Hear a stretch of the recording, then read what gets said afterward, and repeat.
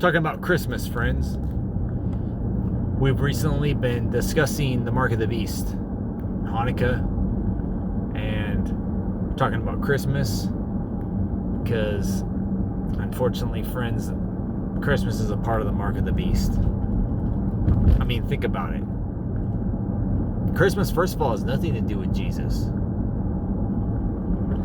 The date, December the 25th or whatever it is, has to do with the Solus Invictus. The ancient pagan sun worship religions worship this day in honor of the sun god. Jesus clearly says, all those who came before me are robbers and thieves.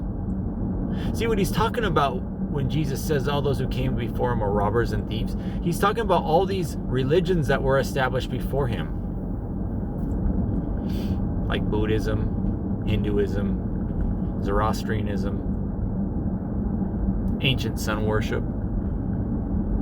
Even the Muslim faith existed before Muhammad. It was sun worship. That was no different than, Hinduism or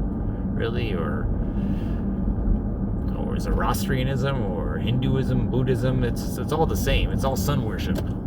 I have to be honest with you, and that's what Jesus is talking about when he says all those who came before me are robbers and thieves. He's talking about these religions that are trying to deceive people into this ancient pagan sun worship that was started off by the early descendants of Cain.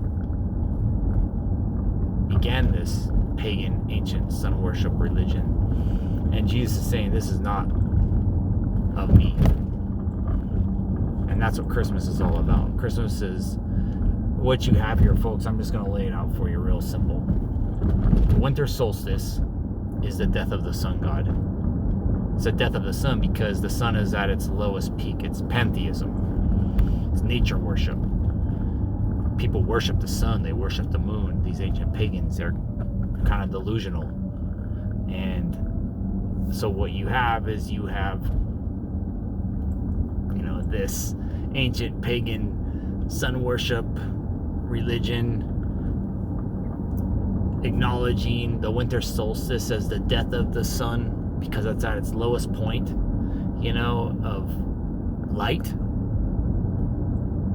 and usually cold, and because of that, there's not a lot of sun, and it's not shining as long as it does in the summer. So as the ancients, pondered upon this, through a pantheist form and sense of mind, they came to the conclusion that their sun, which they worshipped, had died.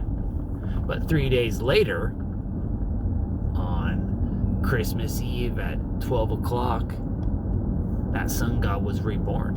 And we see this practice in Zoroastrianism. They would go to the grottos and celebrate at 12 o'clock Zoroastrianism, which is where we get Mithraism. Mithraism comes from, Mithras was a god that was talked about in the Zendavesta, the holy book of Zoroastrianism, of Zarathustra. Zarathustra was the founder of Zoroastrianism. And the Holy Roman Empire established its religion of Mithraism off of this Zendavestan god, Mithras.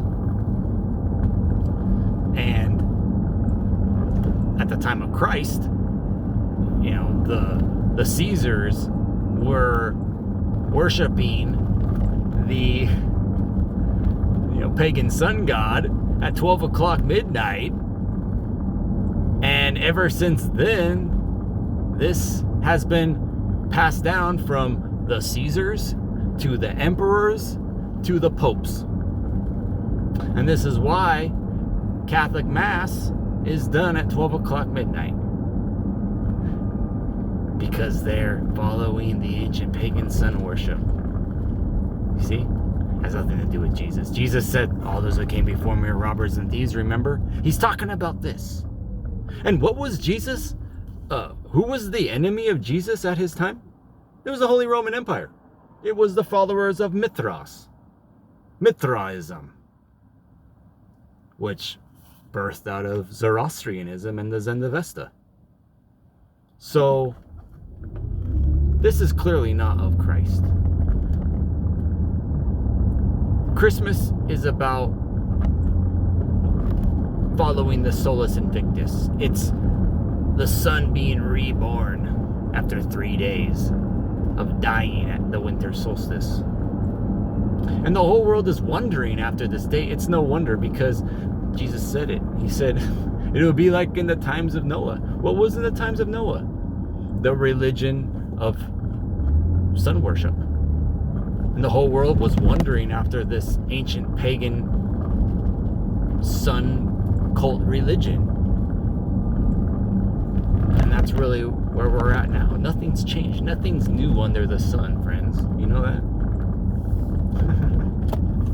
Nothing's new under the sun. And this is a proof of that to you. And the whole world is, of course, they're wondering after this. They're wondering after the mark of the beast, the image of the beast, this Christmas idea. They're going crazy in a frenzy to buy and sell, because they've taken a mark on the forehead and the hand to think and act accordingly to this.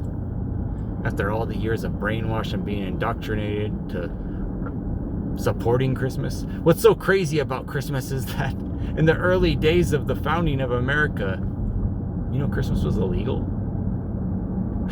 Because the Pilgrims knew. They knew that Christmas was pagan. It had nothing to do with Jesus.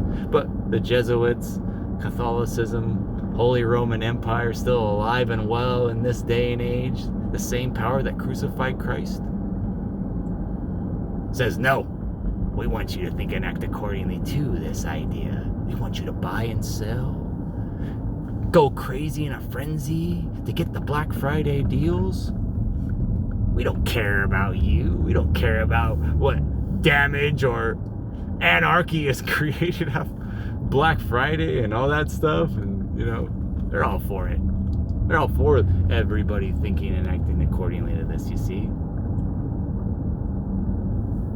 Because there's nothing new under the sun, and this is all a byproduct of what Jesus says it'll be like in the times of Noah. And this is exactly what was happening in the times of Noah. They were celebrating the same date, the same practice. I'm sorry, folks, if you're practicing Christmas, I'm afraid you've taken the mark of the beast. If you're professing to be a Christian and you're keeping Christmas, I think you need to reevaluate that, friends. Because I'm here to tell you right now, it's the drunkenness of the whore of Babylon. Whore of Babylon is the papacy, it's Catholicism. It's that church that is not pure in the eyes of God. Of course it's not pure, because it is incorporating and baptizing paganism into its way, and forcing it upon you to think and act accordingly and buy and sell like crazy during this time of year. It's the mark of the beast, friends. I'm sorry.